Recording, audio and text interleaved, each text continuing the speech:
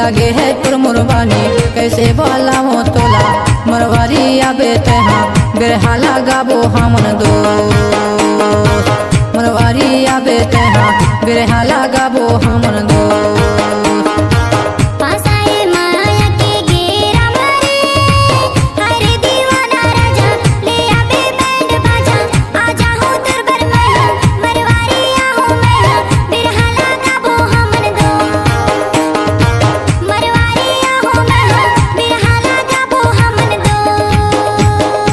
Mixed by DJ Satish.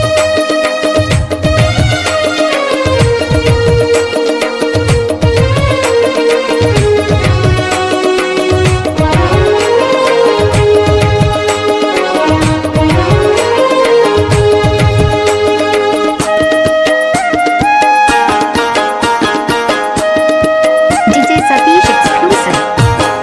माया के खातिर मैं बने हूँ बहा है गा बने हूँ बहा माया के खातिर मैं बने हूँ बहा है गा बने हूँ बहा संजोती अबे वो पाते रमत हैं वो बेरे हाला गाबो हमन दो मरवारी आबे तहा बेरे हाला गाबो हमन दो मरवारी आबे तहा बेरहाला गाबो हमन दो। आप सुन रहे हैं डीजे सतीश मल्टी का मिक्स।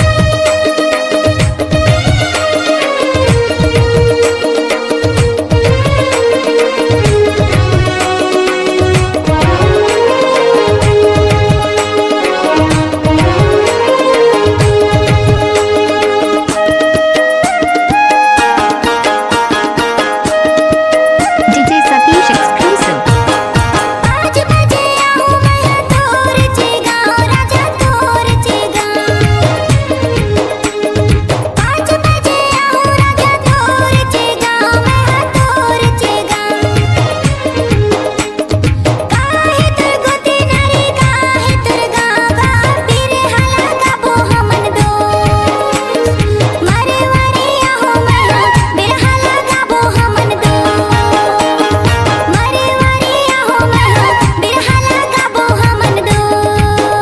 आप सुन रहे हैं डीजे सतीश कखनू वाले का मिक्स।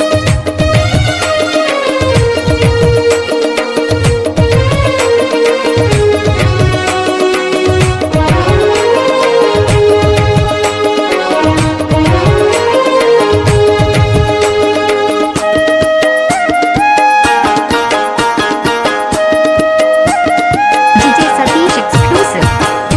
पूछता आबे मारे वाली गाँव ते हमारे वाली गाँव पूछता आबे मारे वाली गाँव ते हमारे वाली गाँव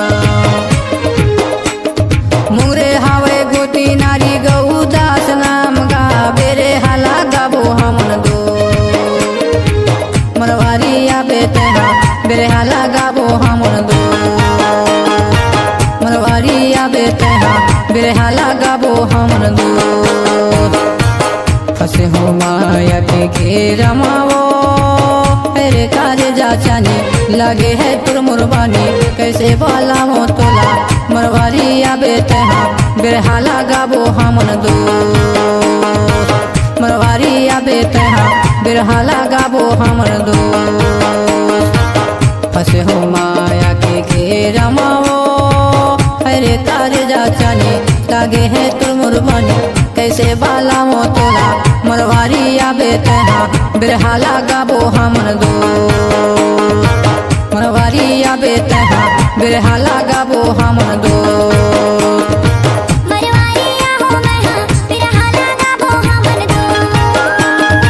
मरवारी आबे तहा बेरहाला गाबो हमन दो